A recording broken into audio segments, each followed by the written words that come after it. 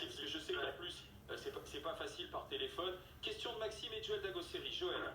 Oui, moi j'ai essayé de comprendre à travers votre reportage, votre documentaire, quel était le rôle de l'État exactement. J'ai bien compris que vous essayiez de démontrer qu'il y avait un complot, sauf que j'ai aucune preuve en fait qu'il y a un complot. Selon vous, est-ce que l'État français fait partie d'un complot? Parce que vous enchaînez par exemple l'histoire des masques, les contradictions qu'il y a eu sur le masque, et on les reconnaît tous, nous on en a parlé dans le plateau, effectivement, c'est hallucinant comment les politiques pouvaient se contredire.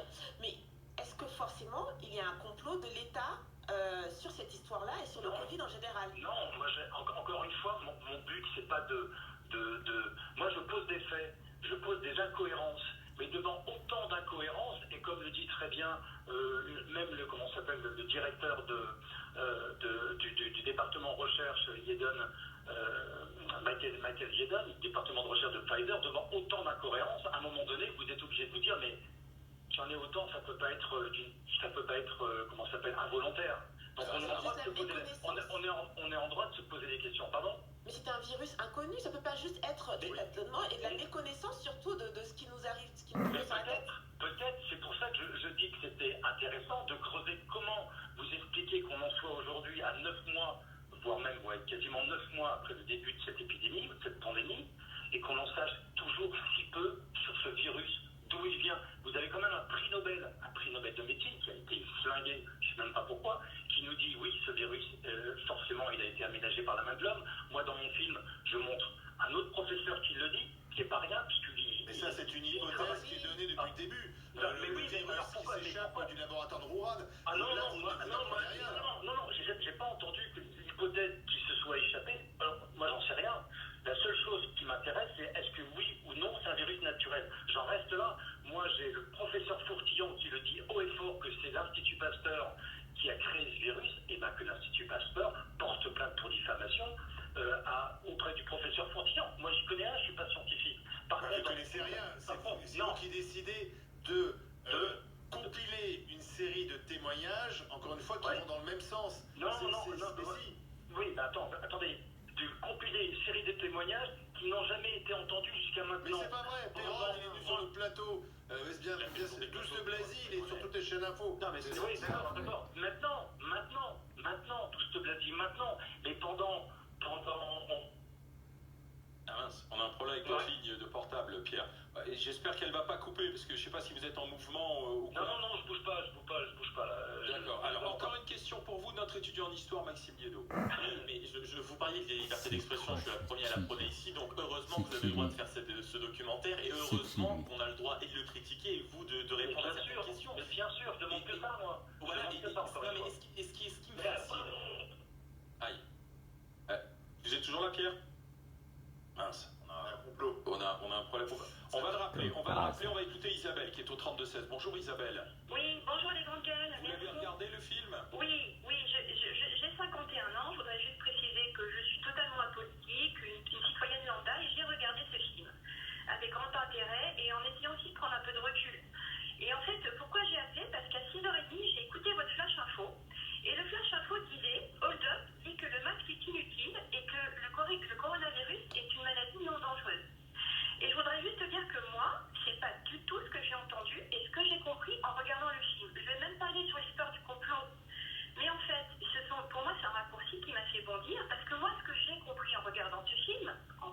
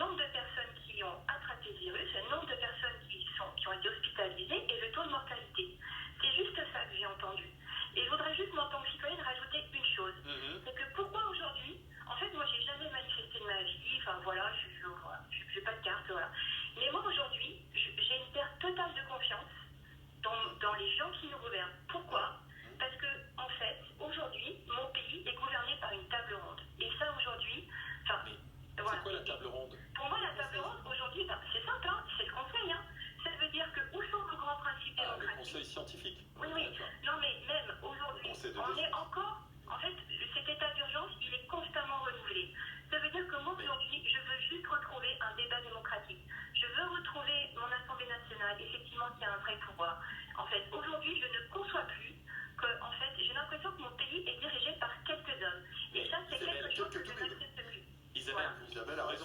Vous résumez très bien le ressenti en plus du manque de beaucoup de citoyens. Le problème, plus que de ce documentaire, c'est pourquoi il rencontre un tel succès. Et je trouve très intéressant votre témoignage d'analyser le succès, mais parce que ça prouve qu'énormément de citoyens ne se sentent plus légitimes de certaines décisions, n'ont l'impression de tout comprendre. Et ce que je reprochais régulièrement ici, et que je continue à reprocher, qui a été posé à Castex hier comme question, sur lequel il a été d'ailleurs, je trouve, pas excessivement clair, c'est notamment les conseils de défense où il dit c'est comme le conseil des ministres.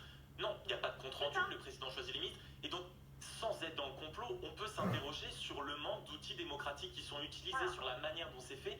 Et ce documentaire, qui est mine de rien, je trouve, auquel on peut retrouver beaucoup de choses, interroge aussi, comme vous dites, la façon dont la crise est gérée, non Mais tout ça, mon interrogation fondamentale. Hein. Je vais même pas sur la théorie. C'est révélateur de l'état de la démocratie. Et aujourd'hui, moi, je suis atterrée.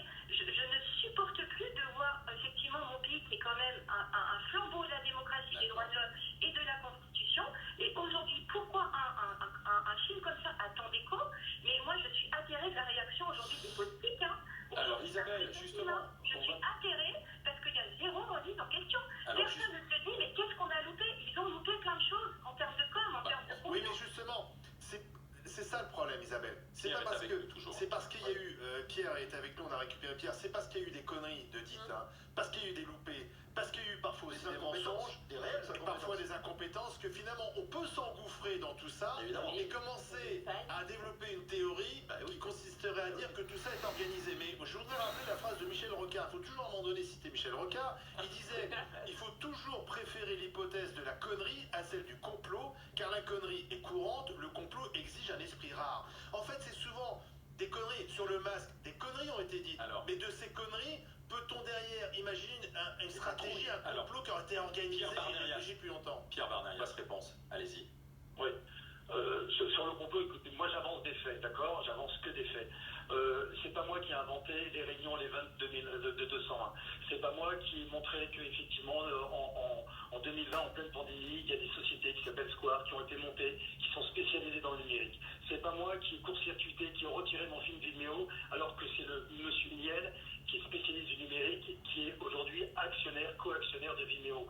Ça fait quand même beaucoup de choses. Et moi, je ne comprends toujours pas comment il y a une haine, il y a une pression énorme. J'ai actuellement toute ma petite équipe qui me suit, qui est sous pression, vous ne pouvez même pas imaginer. Nous, on a bossé, on a fait vraiment un acte citoyen.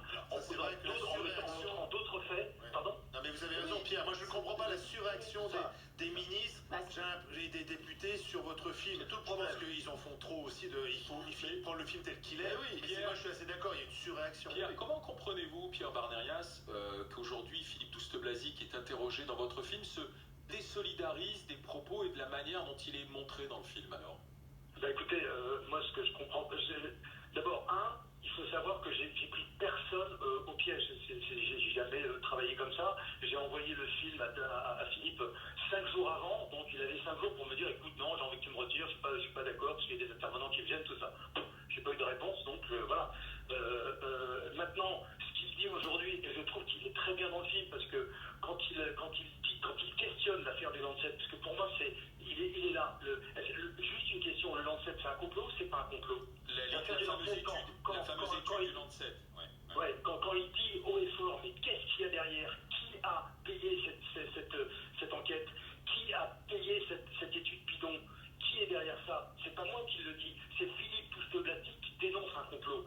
Donc moi je veux qu'on s'entende sur le mot complotiste. Je veux qu'on s'entende sur le mot complotiste, c'est important. Si un complotiste c'est quelqu'un qui dénonce les complots, je suis complotiste. Non, des papiers bidonnés dans des journaux scientifiques qui, bon là ça a été très rapide, heureusement pour nous, mais des papiers qui, 1 an après, 6 mois plus tard, montrent qu'ils avaient été bidonnés. Il y en a un paquet, parce qu'il en sort 380 000 par an. Mais vous avez vu la conséquence sur l'hydroxychloroquine. Est-ce qu'Olivier Véran est revenu après? Le jour même, Olivier Véran a interdit l'hydroxychloroquine. Et quand ça a été débunké une semaine plus tard, il a pas... Aujourd'hui, Véran n'est pas le seul à dire que l'hydroxychloroquine J'ai une dernière question, Pierre Barnerias, j'ai une dernière question un peu personnelle à vous poser. Parce que sur la fiche du film, vous avez mis dans les yeux 2 chaînes info, LCI et BFM TV. Là, vous savez que vous êtes en direct sur RMC Story, qui font partie du même groupe que BFM TV et moi, avec Olivier je travaille sur BFM TV, donc pourquoi vous avez mis la chaîne dans les yeux comme ça? Expliquez-moi. Non, j'avais mis parce que je me suis senti l'otage, d'une façon générale, de ce qui était rapporté pendant 6 mois. D'accord. Et je me suis dit, punaise, mais pourquoi on n'entend qu'un seul son de cloche? Alors effectivement, il y a eu les Douste Blazy, il y a eu les Perron qui sont arrivés au mois de juin, juillet pour dire, attendez, il y a un petit souci quand même dans la gestion de cette crise. Moi, encore une fois, sur ce film, et je le répète, sur ce film, je veux... Punaise, mais on a retiré ce film, on a retiré ce film de vidéo. Où est-ce qu'on peut le voir pour chacun? Et attendez, et je tiens à le dire, le film que vous avez vu, c'est le film qui a été piraté. Vous n'avez pas vu la version définitive. Dans la version définitive, il n'y a pas la profileuse. Il n'y a pas la profileuse. Dans la version définitive, il y a tous ces médecins aujourd'hui qui gueulent parce qu'ils n'ont plus la liberté de prescrire. Il n'y aurait pas de problème d'encombrement dans les comment ça s'appelle, dans les services des urgences si on laissait aux médecins généralistes de prescrire. Et si l'hydroxychloroquine n'était pas... Et je terminais, c'est dommage, parce que je terminais mon film par la lettre du président de Sanofi à Olivier Véran. Lisez cette lettre. Lisez cette lettre. Vous pouvez la trouver sur... Tout est dit. Tout est dit. En 2 pages, tout est dit. Alors, votre film, on peut le trouver où, Pierre? Pour ceux qui veulent vraiment se faire une opinion. Sur YouTube, ils peuvent regarder. Moi, je l'ai vu sur YouTube hier. Ils peuvent prendre la version qui est disponible. Ben, nous, de toute façon, on voulait le mettre aujourd'hui gratuitement. Gratuitement, parce qu'encore une fois, c'est pas un film pour faire du fric. Il y a un financement participatif, c'est ça? Voilà, c'est un film participatif. Et en même temps, moi pareil, j'étais tellement révolté de voir cette situation et que ça ne bougeait pas, donc tant mieux, aujourd'hui le débat est ouvert, mais je trouve regrettable qu'on en arrive là, quoi.